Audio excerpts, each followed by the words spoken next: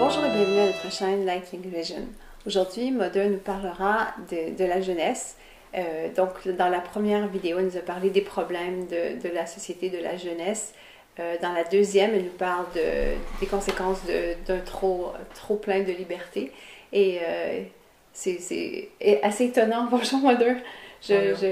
Parce que je me mets à la place des auditeurs puis de penser qu'on a trop de liberté. Je pense que c'est un concept qui est assez difficile à accepter pour l'être humain parce que l'être humain veut toujours plus de liberté. Mais dans un autre sens, je vous ai entendu souvent que finalement on s'emprisonne dans cette liberté en quelque sorte. Oui, la liberté humaine, la liberté, il y a la liberté humaine et la liberté, on peut dire, divine, ou la liberté qui règne au niveau de l'âme. C'est le même mot liberté, mais ce n'est pas conçu au niveau de la conscience de la même façon. Dans la liberté humaine, c'est l'idée que tout m'est permis sans conséquence. Et toujours sur ce dernier mot. Parce que là, l'être humain va voir, ça n'existe pas. Ça n'existe pas. C'est-à-dire que l'être humain a raison quand il dit je suis libre ou j'aimerais être libre, laisse-moi libre. Sans problème. Dieu lui a donné le créateur de ce monde. Et même si tu n'y crois pas, tu es libre. Absolument. Fais ce que tu veux. Mais, n'oublie pas, parce que si tu l'oublies, tu vas le découvrir de toute façon. N'oublie pas que tu joues dans un monde qui, comme un terrain de football, a des règles du jeu. Bien sûr, on va me dire, mais on ne nous a pas informés. Ah oui, parce que tu as une âme. Tu n'es pas juste cette personnalité humaine avec ses désirs et ses souhaits. Et ses illusions surtout. Dans le fond, c'est pourquoi j'ai dit dans la deuxième vidéo, qui est l'être humain? Dans le fond, tu es une âme qui vit dans ce monde, dans ce corps physique, mais il y a un créateur, une intelligence derrière ce monde, qui, comme tout bon terrain de jeu partout dans le monde, a créé des règles. Si tu observes le fonctionnement humain dans ce monde, tu vas voir que pour tout ce qu'un être humain fonde collectivement, même une famille, il y a des règles du jeu, dites ou non dites, écrites ou non écrites.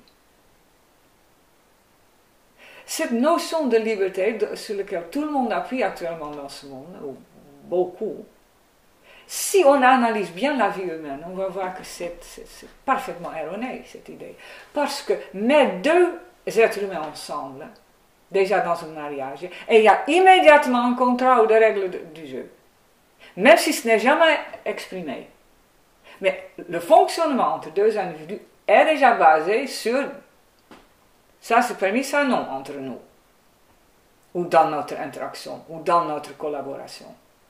Mais cette idée, ça c'est permis et ça non, si que ça soit écrit ou pas écrit, qui caractérise si fortement toute interaction humaine partout sur la Terre, d'un seul coup, on l'abolit dès qu'on a affaire à un individu et on dit c'est sa liberté. Ah bon, mais ça c'est une pure illusion. Tant que cette personne reste toute seule sur ce monde, avec absolument rien autour, peut-être ça fonctionne. Mais ça c'est une utopie, ça n'existe pas. Cet individu à qui tu veux donner la liberté absolue fait partie d'un ensemble d'autres êtres humains, pour commencer.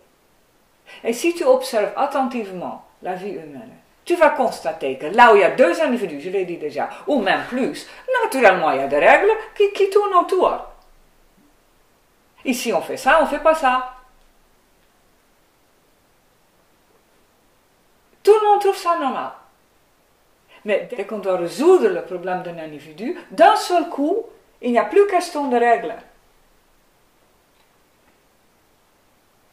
Mais, je viens de dire déjà, ça c'est ne pas observer correctement la vie. Parce que naturellement, partout, la vie est basée sur des règles. Ça veut dire qu'un individu devrait être habitué, dès son jeune âge, à devenir sensible à des formes de limitation naturelle, ce qu'on appelle à l'âge adulte des règles.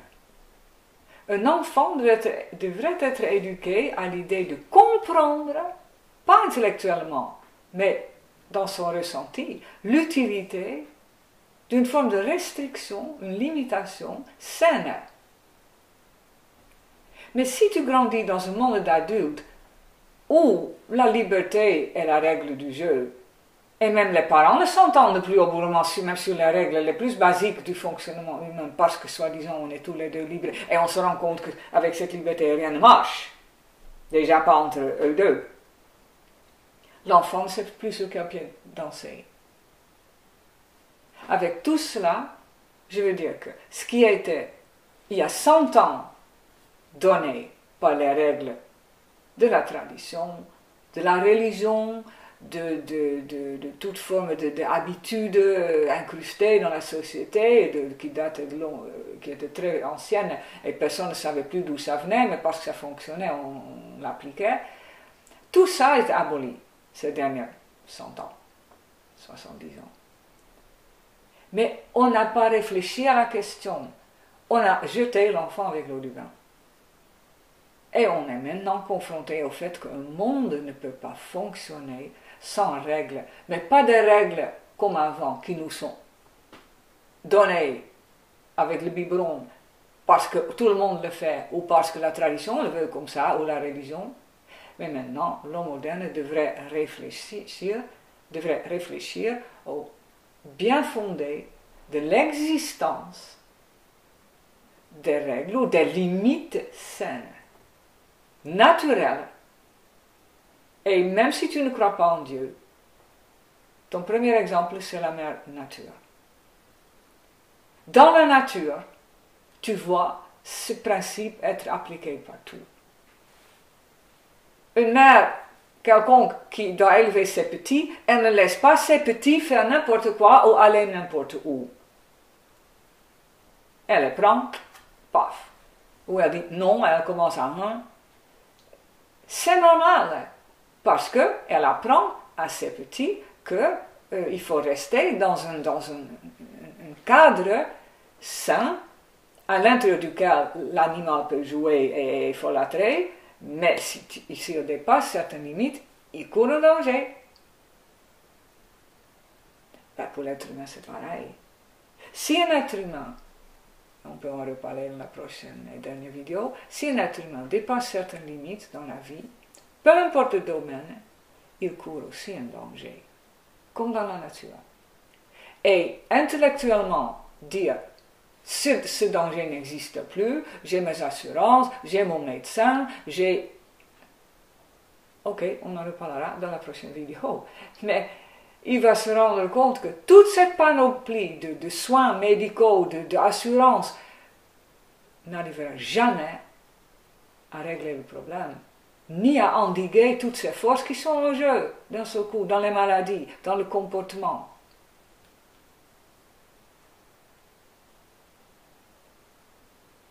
Donc, à la base, tu peux dire une fausse conception de la liberté humaine, une fausse compréhension du bien fondé des limitations clairement données par les parents et ensuite par les enfants eux-mêmes en tant qu'adultes à eux-mêmes. C'est vers ça qu'on devrait tendre dans la nouvelle société, si on veut résoudre le problème. Donc ce n'est pas qu'est-ce qui est permis ou qu'est-ce qui n'est pas permis, pas de tradition, pas de règles archaïques, non.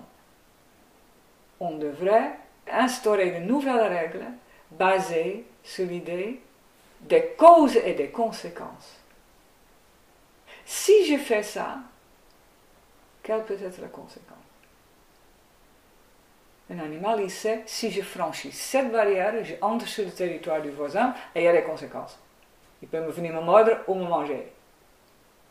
Dans la vie humaine, et je vais l'expliquer dans la prochaine vidéo, ça existe aussi.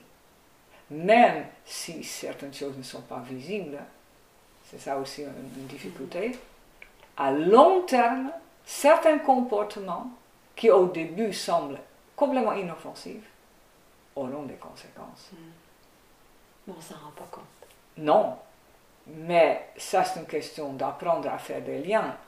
Mais ça va ensemble avec l'idée d'approfondir la question des limites saines que tout individu sage, normal, devrait apprendre à se donner par pure intelligence, parce qu'il sait que si je fais ça, ça risque de donner cette conséquence. Ce n'est pas le curé qui m'a interdit, ce n'est pas la loi qui ne veut pas, c'est moi qui me rends compte, par sagesse, par intelligence, que si je fais ça, ça c'est la conséquence, et je ne veux pas cette conséquence.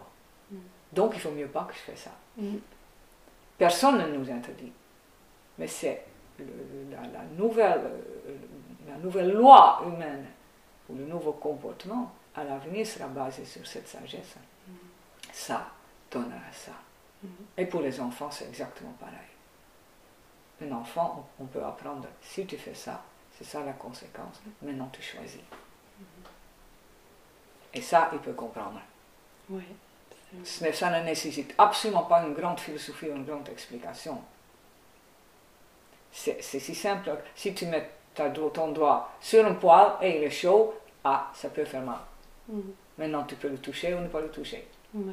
Donc, éventuellement, ça devient clair comme ça pour nous, de mettre les limites. Puis Absolument. C'est-à-dire que l'adulte peut comprendre les causes et les conséquences dans sa propre vie, de son comportement, et par ce biais, le transmettre à ses enfants. Et surtout, l'adolescente est très... dans l'adolescence, des forces instinctives s'éveillent et le problème des limites d'un coup s'impose. Parce que je me trompe, que dans le fond, les enfants et les adolescents, c'est ce qu'ils veulent inconsciemment, que les parents imposent des limites. Effectivement, je suis d'accord avec vous, un adolescent sain, ce qu'on appelle normal, réclame des limites saines, sensées. Même s'il se riposte et se révolte, il comprend quelque chose en lui, il comprend très bien le bien fondé de cette situation, à condition, et là l'adolescent est très très sensible à ça, que l'adulte l'applique pour lui-même.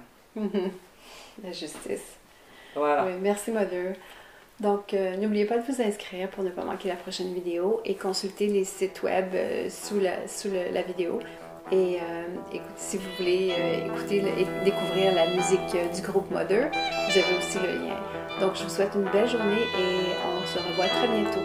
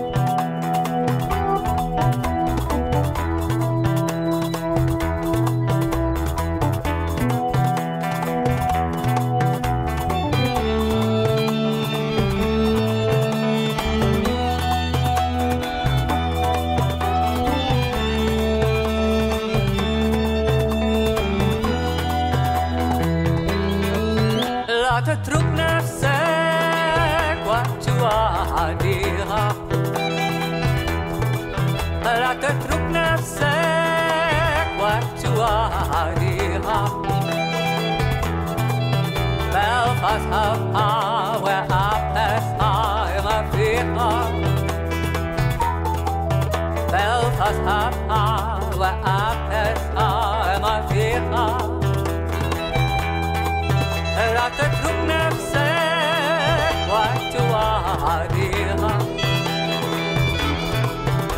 لا تترك نفسك وتواجهها بل فاصحبها وأبحثها ما فيها بل فاصحبها وأبحثها ما فيها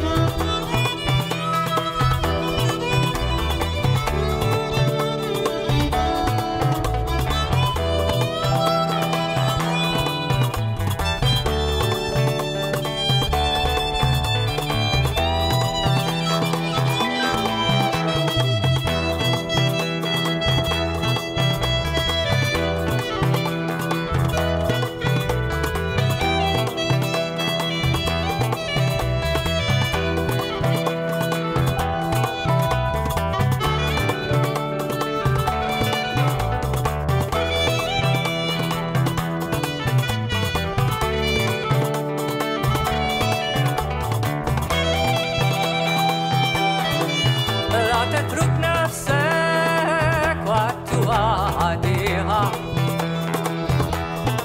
لا تترك نفسك وتواجهها بل فاصحبها وأبحثها ما فيها بل فاصحبها وأبحثها ما فيها تترك نفسك وتواجهها لا تترك نفسك وتواجهها بل فاصحبها وأبحثها ما فيها بل فاصحبها وأبحثها ما فيها لا تترك نفسك وتواجهها لا تترك نفسك وتواجهها بل فاصحبها وأبحثها ما فيها بل فاصحبها